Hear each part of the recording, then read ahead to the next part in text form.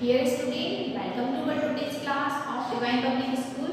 Student, yesterday video में हमने profit और लॉस वाला चैप्टर फिनिश किया है, ठीक है। इसके बहुत सारे एग्जांपल्स सॉल्व किए थे, आप इनकी प्रैक्टिस जरूर कीजिएगा, ओके।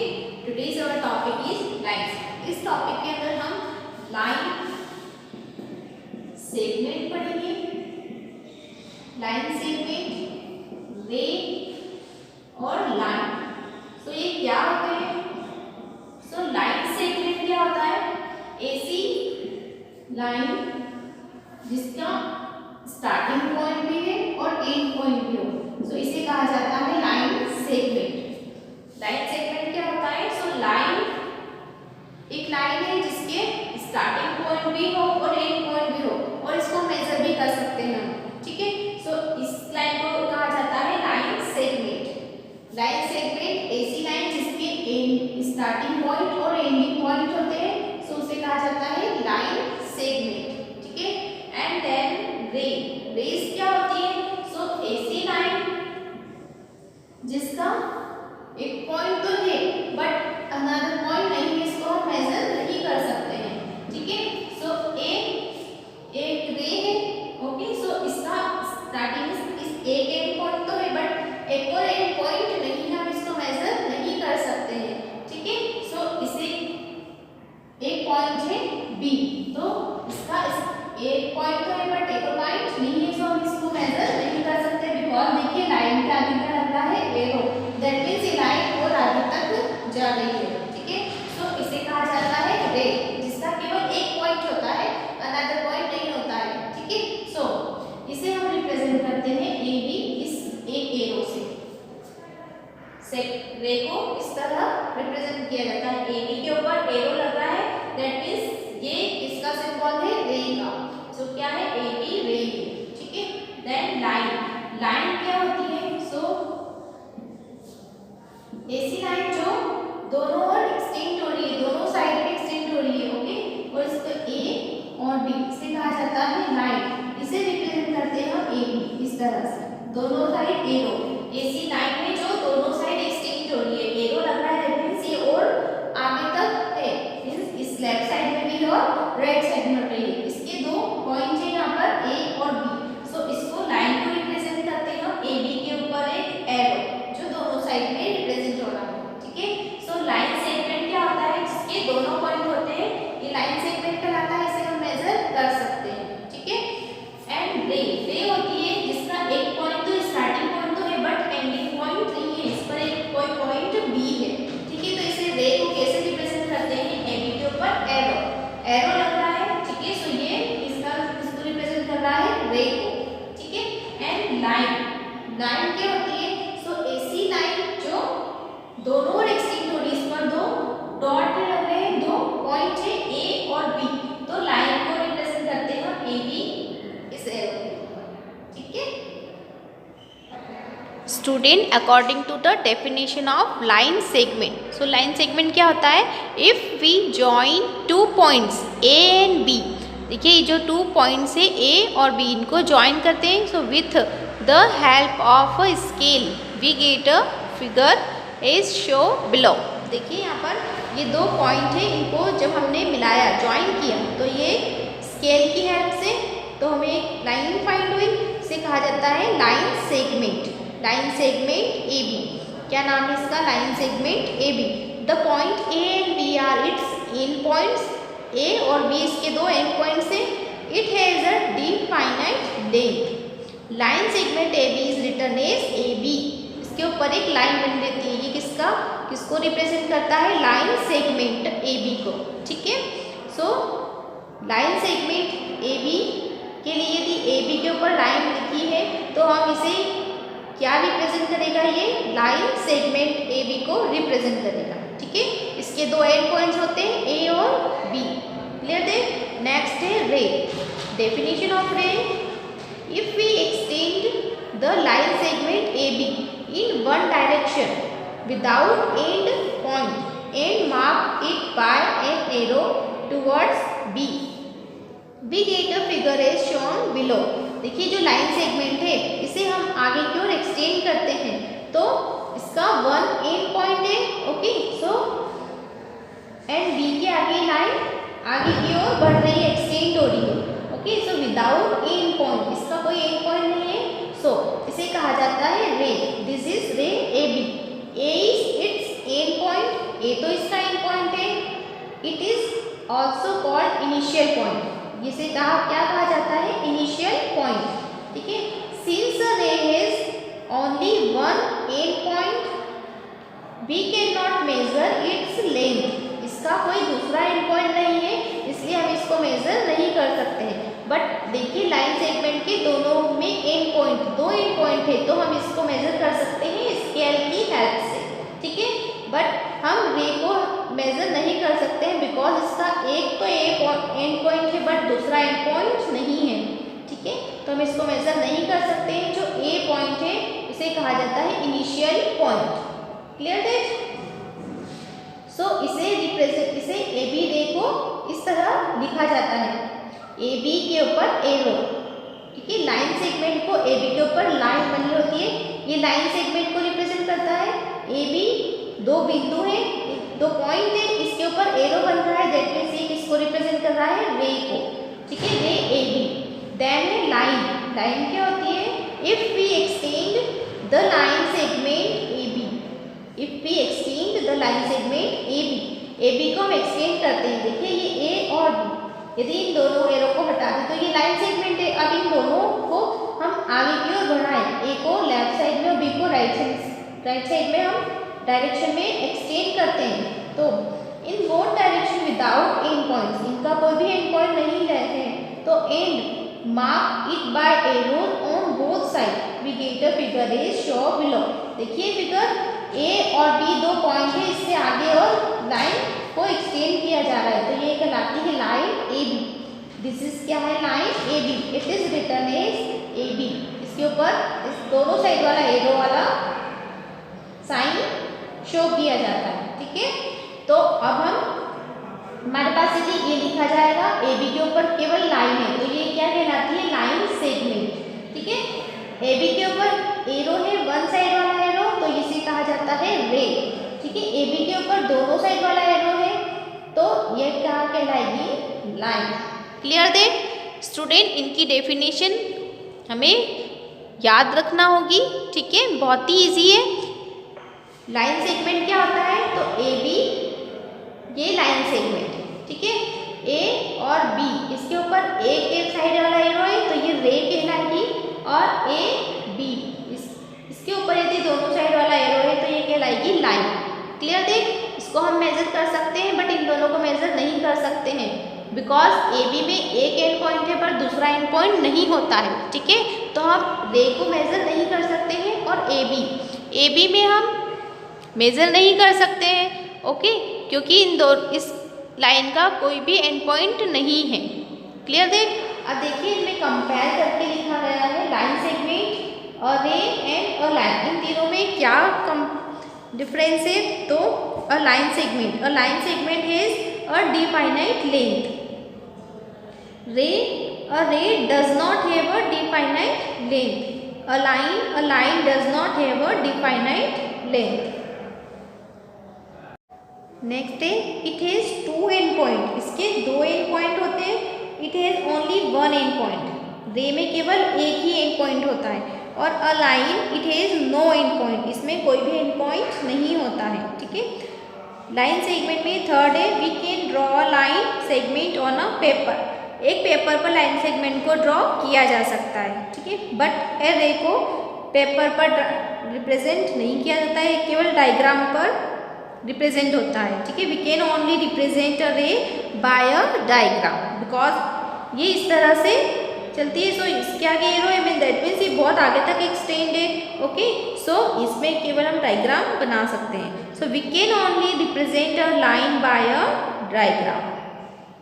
ओके, सो लाइन को भी हम डायग्राम से रिप्रेजेंट कर सकते हैं। देन फोर्थ है लाइन सेगमेंट को ए बी के ऊपर लाइन इस तरह से रिप्रेजेंट किया जाता है, रे को ए बी के ऊपर एरो इस तरह से रे को रिप्रेजेंट किया जाता है, और ए बी के ऊपर डबल साइड वाला एरो लगता है, तो ये लाइन को रिप्रेजेंट करता है। ठीक है student, today's our next topic is angle. Angles क्या होता है? सो देखिएगा एक रे बनाई हमने ए बी, ठीक है, एक रे बनाएंगे सबसे पहले हम ए बी। रे क्या होती है, जिसका एक एंड पॉइंट है बट अनदर एंड पॉइंट नहीं है, ठीक है, इसे रे कहा जाता है। रे को कैसे रिप्रेजेंट किया जाता है, ए बी के ऊपर एक एरो, इस तरह से रे को रिप्रेजेंट किया जाता है, ठीक है। सो हमने एक रे बनाई है ए बी, एक अलग से एक और रे बना रहे हैं हम ए सी, इस तरह से, जिसका ये कॉमन पॉइंट है, कॉमन पॉइंट है ये ए सी रे है, ठीक है। सो इस तरह के फिगर में जो ये बीच का बनता है इसे कहा जाता है एंगल, ठीक है। सो ये क्या है, इसको कहा जाता है एंगल, ठीक है। कैसे बनाया हमने, एक ड्रॉ की लाइन, लाइन ड्रॉ, एक लाइन, एक रे ड्रॉ करेंगे, एक अलग से रे ड्रॉ करेंगे जिसका एक कॉमन पॉइंट होगा ए, इसे कहा जाता है वर्टेक्स। क्या कहा जाता है इसे, वर्टेक्स, ठीक है। सो इन दोनों के, इन दो रेस के बीच में जो एंगल बनता है इसे कहा जाता है एंगल। क्लियर है, इसको हम नाम देते हैं या तो इसे लिखते हैं, देखिए एंगल के लिए इस सिंबल को यूज करते हैं, ये सिंबल एंगल को डिनोट करता है, ठीक है। सो इस एंगल का नेम है, हम लिखते हैं एंगल सी ए बी। जहां एंगल बन रहा है वो वाला पॉइंट मिडिल में होता है, ठीक है। सो इसको, इसका नेम है सी ए बी या फिर एंगल बी ए सी। इसे सी ए बी पढ़े या बी ए सी पढ़े एक ही बात है, बट जहां भी एंगल बन रहा है वो वाला पॉइंट कहाँ होना चाहिए, मिडिल में होना चाहिए, ठीक है। समझ में आया एंगल कैसे बनता है। सो एंगल बनाने के लिए हमें बेस बनाना है, रे, एक रे बेस के फॉर्म में रहेगी एंड सेकंड रे इज इसका पॉइंट कॉमन होगा, ठीक है। सो इसके बीच में जो ये बनता है इसे कहा जाता है एंगल या फिर कोण, हिंदी में इसे कहा जाता है कोण, ठीक है। सो बहुत टाइप्स के एंगल्स बनते हैं, this angle is okay and this angle, बहुत सारे एंगल बनते हैं जब दो रो रेज, टू रेज एक कॉमन पॉइंट पर मिलती है, ओके, जॉइन होती है, तो जो बीच में बनता है इसे कहा जाता है एंगल, ठीक है। इसे क्या कहा जाता है, एंगल। और एंगल करने वाली जो पॉइंट है उसे मिडिल में रखा जाता है, ठीक है। क्लियर है स्टूडेंट। फोर्थ एग्जांपल देखिए, यहाँ पर क्या करना है, locate the adjoining figure and name the points that are, first है in the interior of the angle, in the exterior of the angle, on the angle. अब देखिए यहाँ पर न्यू वर्ड है इंटीरियर और एक्सटीरियर। सो इंटीरियर क्या होता है, एक्सटीरियर क्या होता है। सो स्टूडेंट एंगल, ये देखिए जो एंगल हमारे पास है, ये एक रे है और ये सेकंड रे, इनका एक कॉमन वर्टेक्स है। सो इसके बीच में जो ये बनता है इसे कहा जाता है एंगल, ठीक है। सो इस एंगल के इंटीरियर पॉइंट और एक्सटीरियर पॉइंट क्या है। सो इंटीरियर दैट मींस इस एंगल के अंदर वाले साइड पॉइंट और एक्सटीरियर मींस इस एंगल के बाहर की साइड वाले पॉइंट हमें यहाँ पर बताने हैं। और ऑन द एंगल में दैट मींस इस एंगल पर कौन कौन से पॉइंट्स है ये भी बताना है, ठीक है। देखिए यहाँ पर बहुत सारे पॉइंट्स है, d e f a g h o m n t l i और सी, ये सारे पॉइंट है। तो इंटीरियर कौन से हैं, एक्सटीरियर कौन से हैं और ऑन द एंगल पॉइंट्स कौन से हैं। इंटीरियर एंगल वे एंगल जो एंगल के अंदर, दैट मींस एंगल के अंदर वाले पार्ट में है, और एक्सटीरियर एंगल दैट मींस जो एंगल के बाहर शो हो रहे हैं, ठीक है। इंटीरियर एंगल दैट मींस जो एंगल के अंदर पॉइंट्स शो हो रहे हैं वो interior angle, okay. And exterior angle जो एंगल के बाहर साइड, देखिए ये एंगल यहाँ बन रहा है, ठीक है। तो इसके अंदर ये वाले जो पॉइंट्स है ये इंटीरियर एंगल कहलाए। एंड ये देखिए एंगल के, ये एंगल है, ठीक है, इससे बाहर में जो पॉइंट है ये सब कैसे कहलाएंगे, एक्सटीरियर पॉइंट कहलाएंगे। क्लियर है। अब इन the interior of the angle, interior वाले पॉइंट कौन कौन से हैं, तो डी है, ई है और एफ है। और कौन से पॉइंट है, पॉइंट डी ई और एफ, ये कौन से पॉइंट है, इंटीरियर वाले पॉइंट, ठीक है, ये इंटीरियर है। एक्सटीरियर पॉइंट, एक्सटीरियर पॉइंट कौन कौन से हैं, so M N O T L, ये सभी एंगल के बाहर की तरफ शो हो रहे हैं, तो ये एक्सटीरियर पॉइंट कहलाएंगे, ठीक है।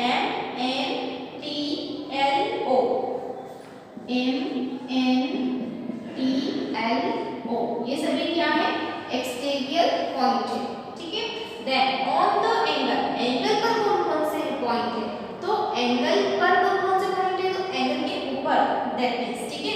सो एंगल ये हमारा एंगल है, सो इस रेखा 1 2 3 4 and 5, that means A g H I और सी, और ये बी भी इसी एंगल पर है, ठीक है। सो ये कैसे कहलाएंगे, on the angle. Clear that? 4 types के एंगल्स पढ़ेंगे हम यहाँ पर, right angle, acute angle, obtuse angle and reflex angle, ठीक है। राइट एंगल क्या होता है, ऐसा एंगल जो मेजर करता है 90 डिग्री को। जिस भी एंगल का मेजरिंग 90 डिग्री है उसे कहा जाता है राइट एंगल। वो इस तरह से बनता है, फॉर एग्जांपल वॉच में यदि 9 o'clock हो रहा है तो उस टाइम जो एंगल बनता है वो कैसा बनता है, 90 डिग्री का एंगल बनता है, ठीक है। नेक्स्ट है ऑब्ट्यूज एंगल।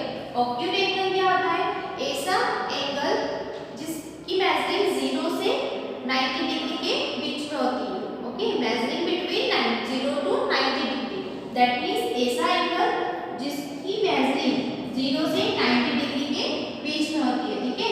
90 डिग्री का एंगल इस तरह से बनता है, सो 0 से 90 डिग्री के बीच में जितने भी एंगल बनेंगे वो सब एंगल कैसे कहलाएंगे, एक्यूट एंगल कहलाएंगे। Clear this? Right angle is जिसका मेजरिंग कैसे है, 90 डिग्री है। जिस भी एंगल की मेजर करते हैं तो उसमें अगर 90 डिग्री होता है तो वो एंगल कैसा कहलाता है, राइट एंगल कहलाता है, ठीक है।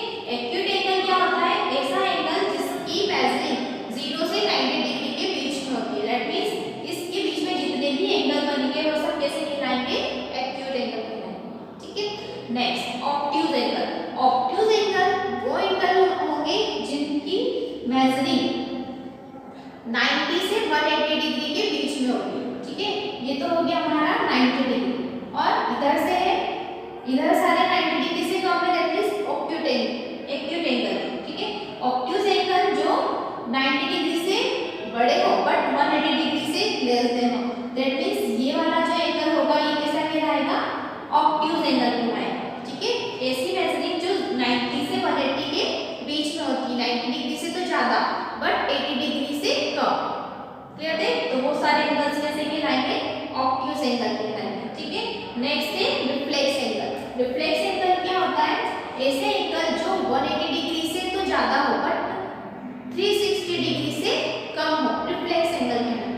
क्लियर है?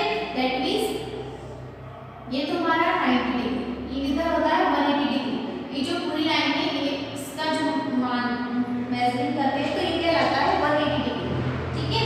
एंड इधर से जो एंगल बनता है ये वाला, ठीक है, तो ये वाला कहलाता है रिफ्लेक्स एंगल। क्लियर है? Student, according to the definition देखिए टाइप्स ऑफ एंगल्स में फर्स्ट है राइट एंगल।